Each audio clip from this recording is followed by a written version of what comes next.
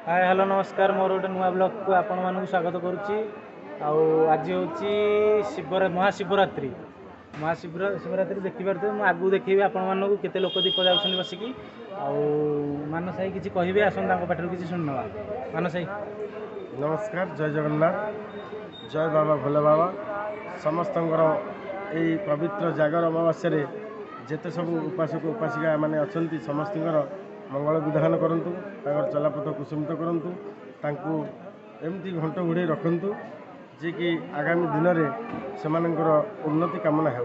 जयंकर ये पवित्र दिन समस्त मंगलमय हो, यह ही मोर कामना एवं प्रार्थना। आज आम कहीं उपवास करुचे समस्ते निहाती किसी ना कि जानी थे, किंतु वर्तमान समाज रे यदि कौन सी गोटे लोक तार परिवार रे किए जड़े रोग पड़ी तार मंगल कामना से आसी जागर दीप जाऊँ एवं किसी पुओ झील से सुटेबल उपयुक्त वर प्राप्त से आसी भी जागर ये जाऊँ।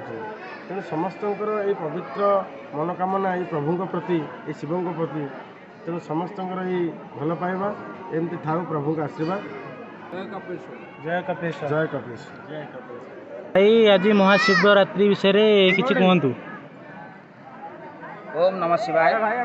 आज हूँ पवित्र महाशिवरात्रि जहाँ आम जागर बोली कही था।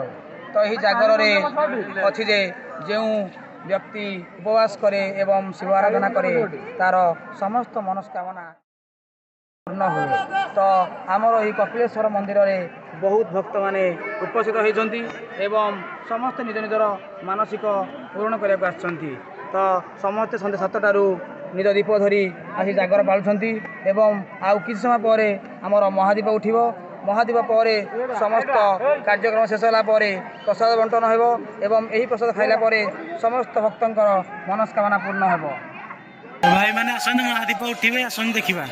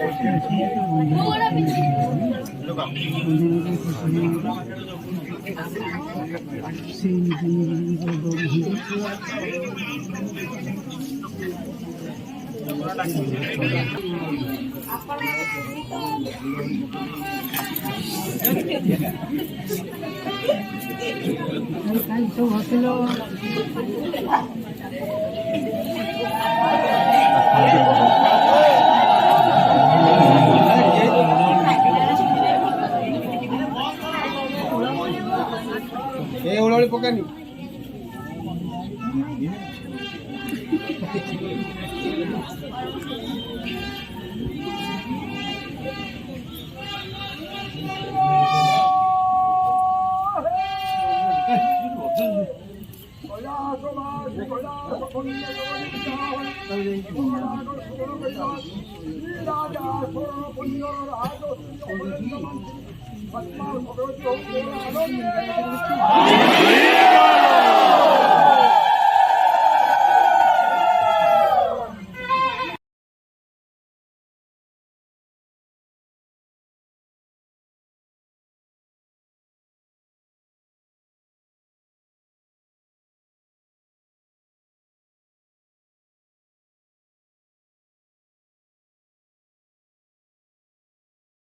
ଧନ ଜନ ବେକ ରଖି ମୋର ଆନନ୍ଦେ